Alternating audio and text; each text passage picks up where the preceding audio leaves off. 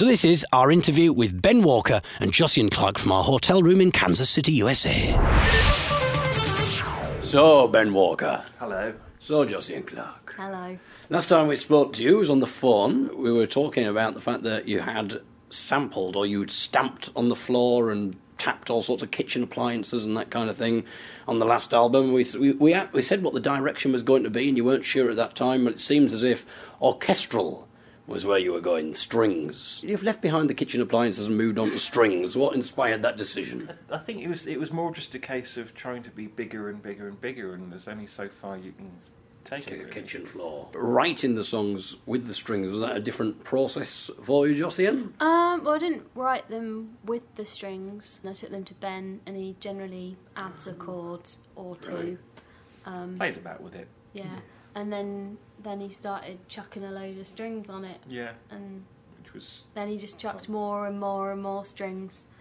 It was unstoppable. Yeah, until it was just some orchestral opus. No. No, nothing like that. I'd love to hear the original draft of this, where you just want more strings, more strings. There's that really funny one for Mainland, isn't there? Yeah. Yeah. One of the songs I gave him, and he did the first orchestration, and it was like something from the Lord of the Rings soundtrack. It was like my tiny little song was lost in the middle of this vast soundscape that he had made out of So are you strings. worried then, Josienne, that you're going to be usurped and that eventually Ben is just going to replace you maybe with, I don't know, robots? And... Well, yeah, for that song he sampled every note of my vocal range and put it onto each key of his keyboard.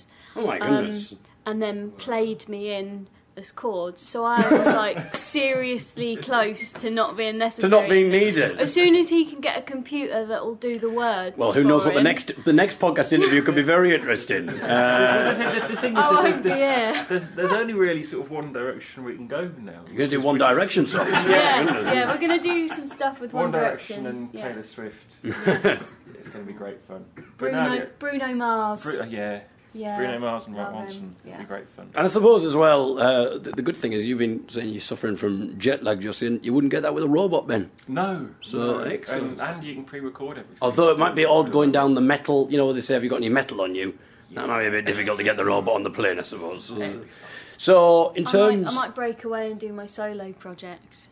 Well, I suppose you could do more gigs. If the gigs kept coming out, then you could have a robot version of you and you could have the humanoid. I'm going to go the other way, and I'm going to do an album just made entirely out of my voice. I'll do all the instruments.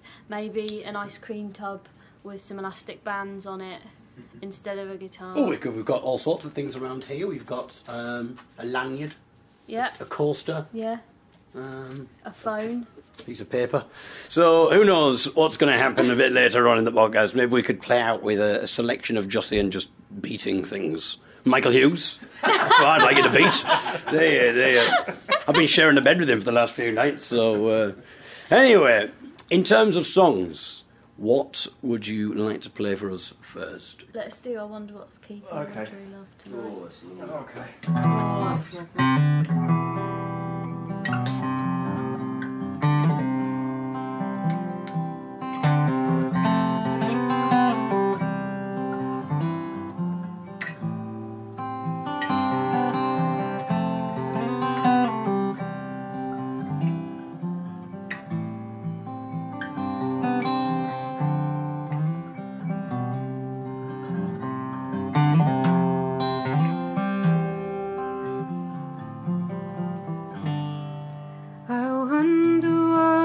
Keeping my true love tonight. I wonder what is keeping him out of my sight. Little that he knows of the pain I endure, or he would not stay from me this night, I am sure.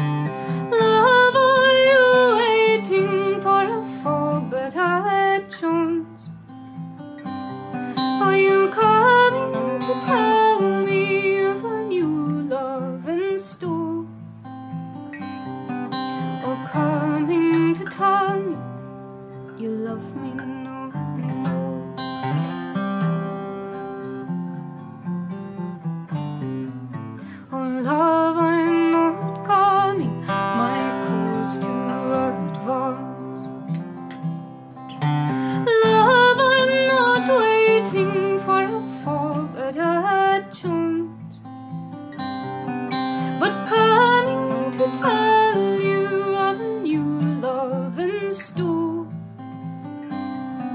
and coming to tell you I love you no more.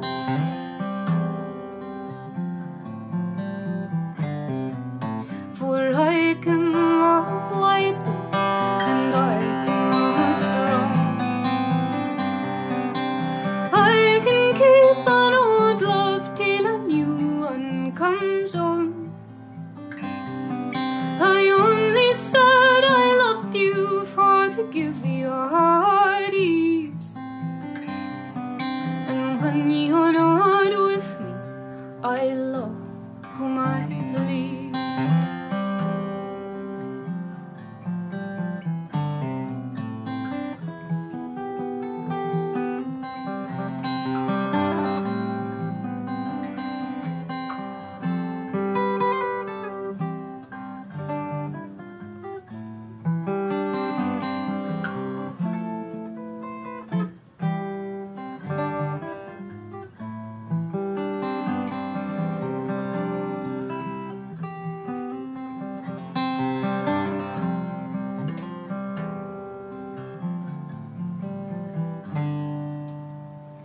Green grass grows green and still water runs clear. I'm weary and I'm lonesome for the loss of my dear, my first and only fond love, but lately I knew the fonder I loved him, the falser he grew.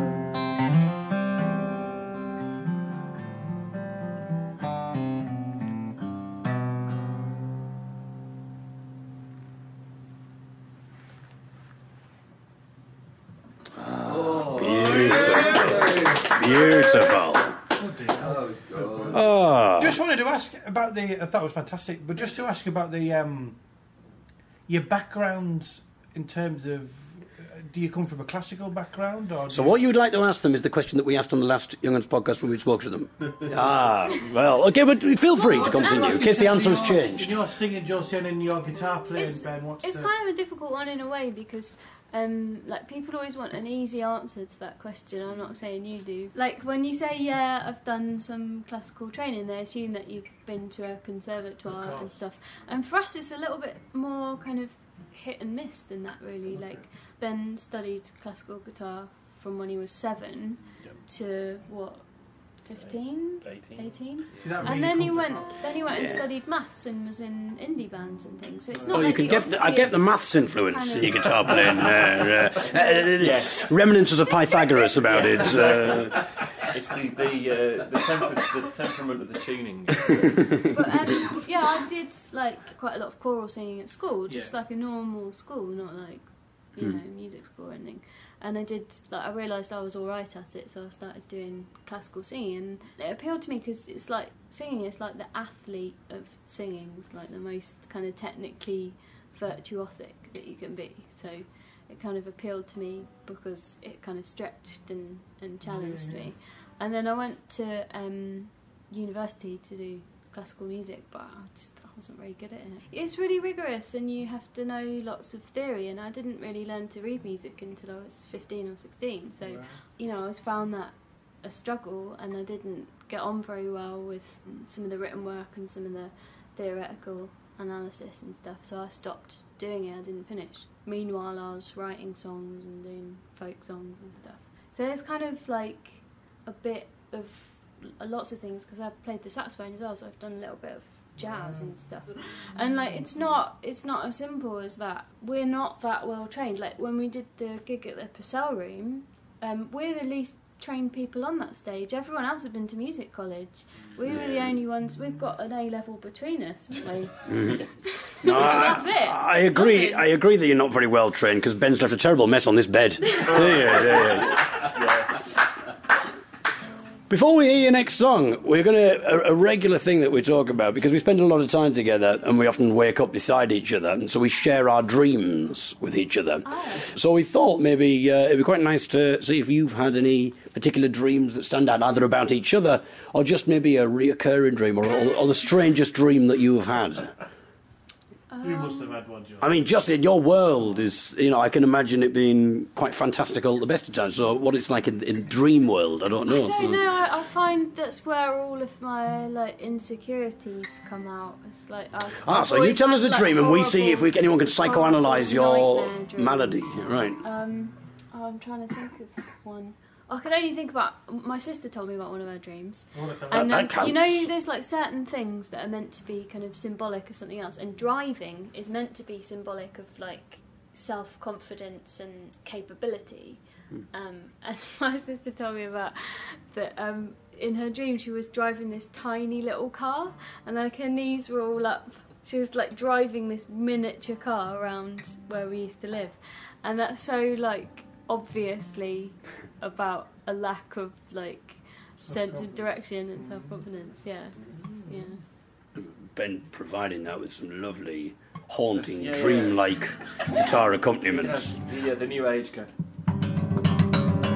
Enter the world of Ben Walker. Ben probably has horrible nightmares of pictures on the walls being slightly wonky and what do you have, Ben? Being in the wrong order. Things like the jar of M&Ms where they're all blue and there's a red one at the very bottom. And it doesn't matter how far down you reach, you just can't quite reach the red one. So you have obsessive compulsive dreams. Right, okay. I had painted nails the other day and I had all one colour apart from the tiny finger was this shiny gold one, and then the thumb of the other hand, and Ben was to wind him up? twitching, and so I kept doing it. I kept doing all wrong, unsymmetrical fingers of my nail varnish every day. So is your record collection fully in order then, Ben? It aggravates me that it isn't at the moment. Since I moved house, it hasn't been in order. What kind of a system would you adopt? Is it an alphabetical one? Is it a genre one? Alphabetical. And then... What about the young'uns? The young'uns, would it be under Y or would it be under T? It'd be under Y. Thank you, Michael. Good question. T doesn't count. You can't do the verb. But then you get things like, do you put June Tabor or Martin Simpson under T or under S? Please feel free to tweet in, ladies and gentlemen. and then you've got... Let's get a little forum going. Well, this is the thing. And then once you've got artists, you then have to order the artist ones. Do you order them by album as well? By album date release. So not alphabetical order. It's numerical after that. Yeah, but that's not something I wouldn't be able to find the albums then, because I wouldn't know what year they were released. That wouldn't matter to me, but I wouldn't remember their titles. It's order of when it came out.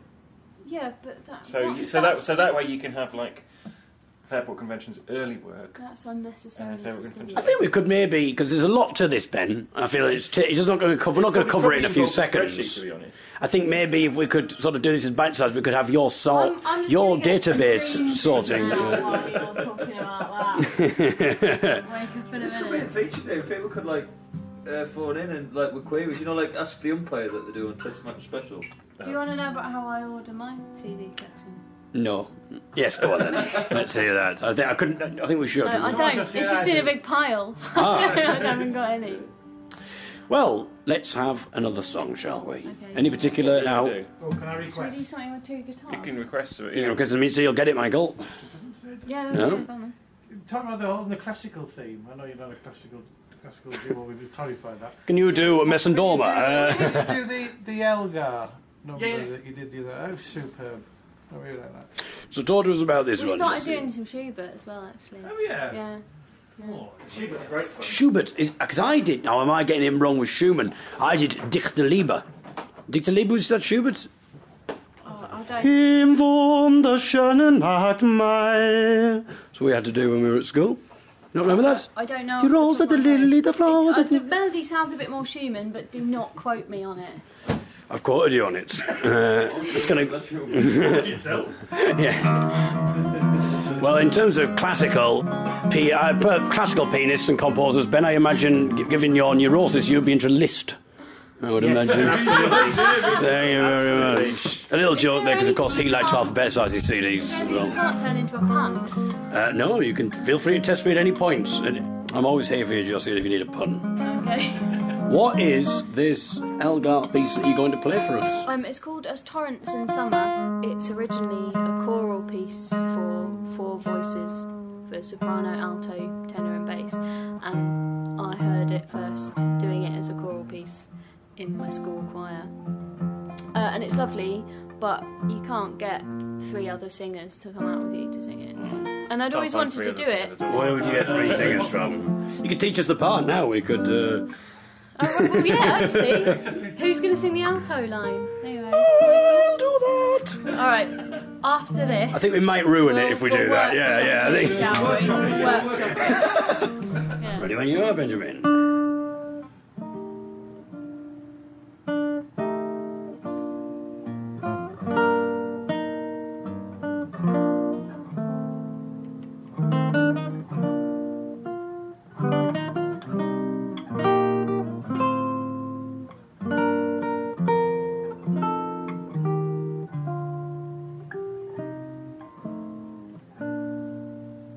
As torrents in summer have dried in the channels, suddenly rise,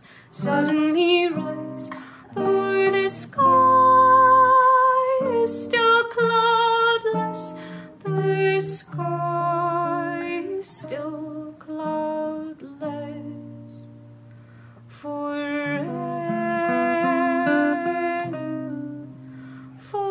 rain has been falling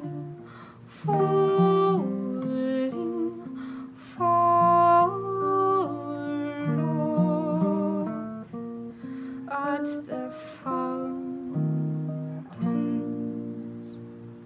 So hearts that are fainting grow full to overflowing, and they that behold it, marvel and know not, marvel and know not, that God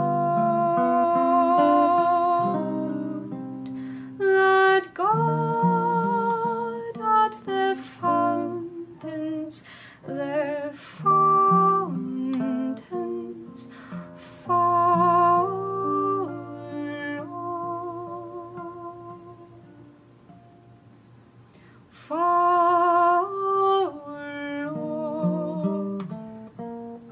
has been raining.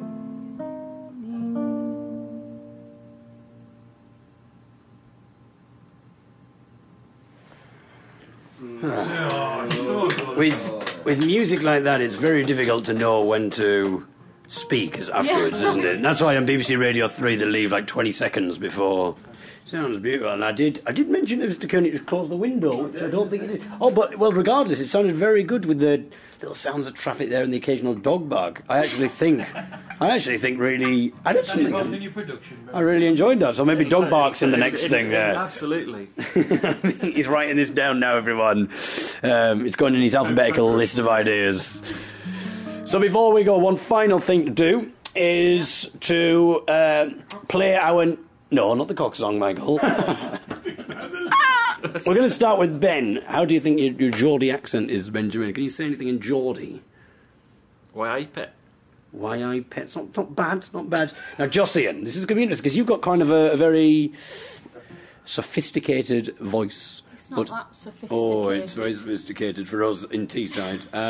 But how's your Geordie, Josienne? Geordie, Josienne? It's not great. Well, let's have a go. Well, see if you can sing the Elgar song in Geordie. You say something and I'll repeat it. Okay, what should we get her to say? Alright, can you pet? Alright, can he pet? Alright, can you pet? That's good, it's kind of more Welsh. It's getting Welsh, that. It's getting Welsh Don't you? than Geordie. 5 hours north. But I think by the time we come for your next album, we interview you on the podcast. If you haven't got your agent, to make sure this never happens again. I'm sure you'll be an expert there. Get practicing.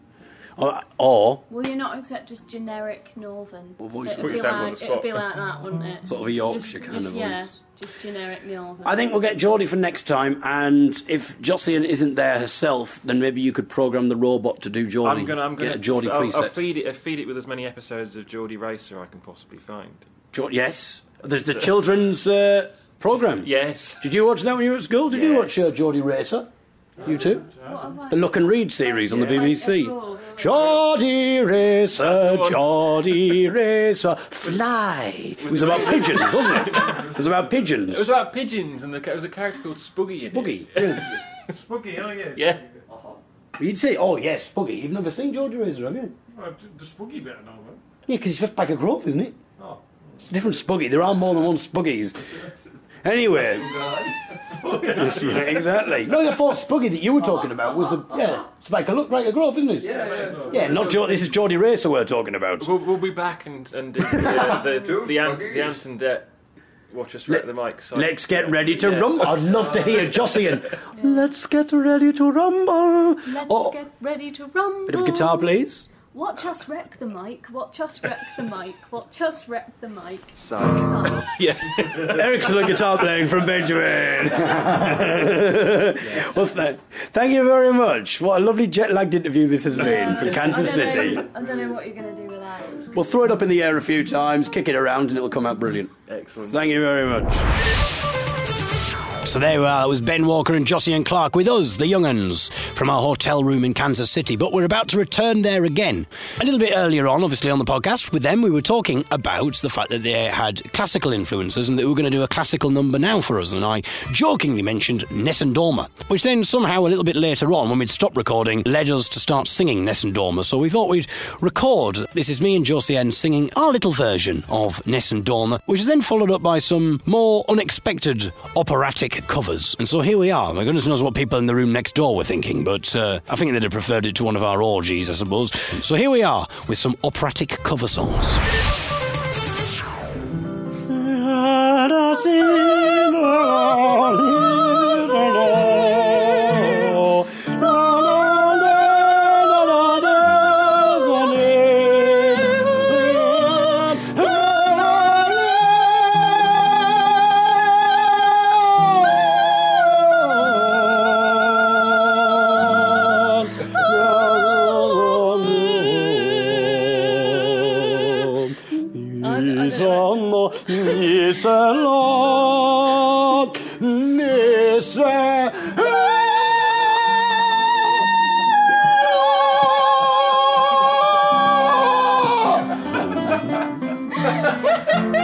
Thank you. Brilliant. Well, I don't know if I can sing now. I was going to just go but it's hard to go. Get him to do the Elephant's Yeah one. The what? Elephant's Yeah. Elephant's Yeah? I don't know that. Elephant's Yeah. Oh, yeah.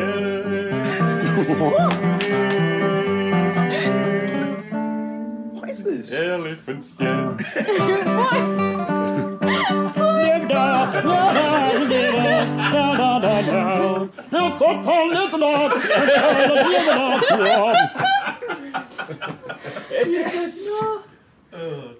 CC says elephants, yeah, in it. Elephants, yeah.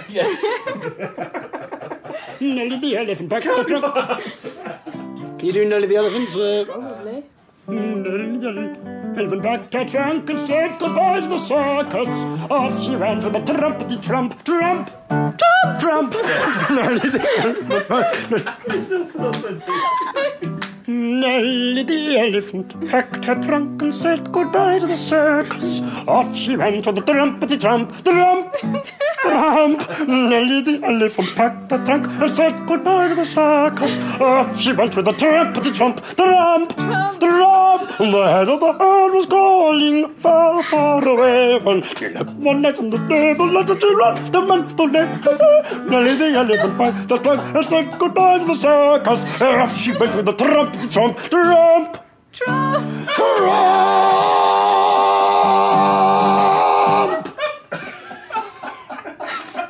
Oh. I can't breathe. That's great.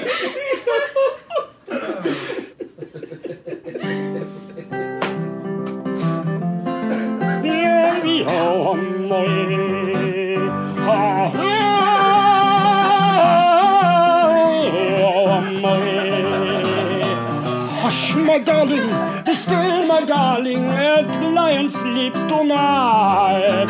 Hush, my darling, be still, my darling, the lion sleeps tonight.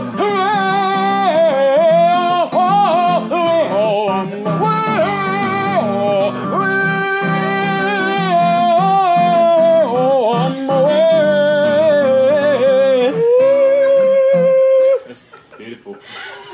Oh, I need to go in the shower now. Ben Walker and Josienne Clarke live on the Young'uns podcast.